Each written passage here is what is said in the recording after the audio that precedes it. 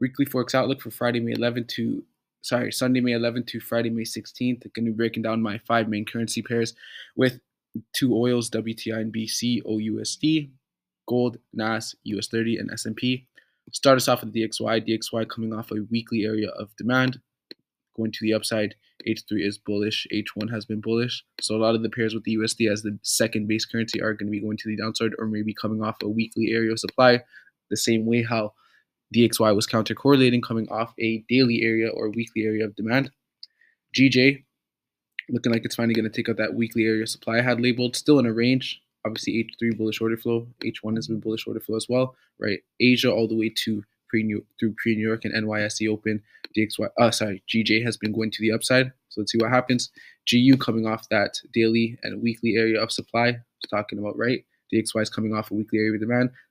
Coincidentally, GU and I think EU as well are going to be coming off, and AU also are going to be coming off a weekly or daily area of supply at the same time, correlating right with the DXY.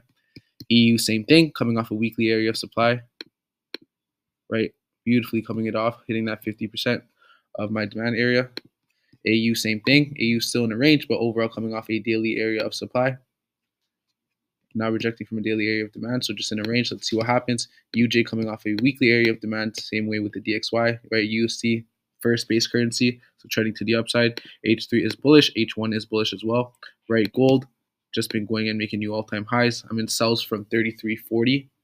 Price has not gone that way, and if you look left, right, price opened with gold gapping to the downside. It's not showing right now, but on certain brokers, my broker specifically, it was. WTI COUSD coming off a weekly fair value gap. Same with BCOUSD. Still trending to the downside on daily and weekly. Structure is bearish. H3 is bullish order flow, but still within daily bearish structure. S&P 500 USD. Both the S&P, NAS, and US30 all very similar, if not the exact same price action, trending to the upside. Weekly structure. After taking out those lows, weekly structure was broken, but it looks like we're now going to get a retest back to those highs. Let's see what happens. H3 on all three pairs is bullish, obviously. And it looks like we could be making new all-time highs with that gap to the upside. So let's see what happens. But that's all for my weekly breakdown videos. I thank you guys for watching my videos and have a good trading week.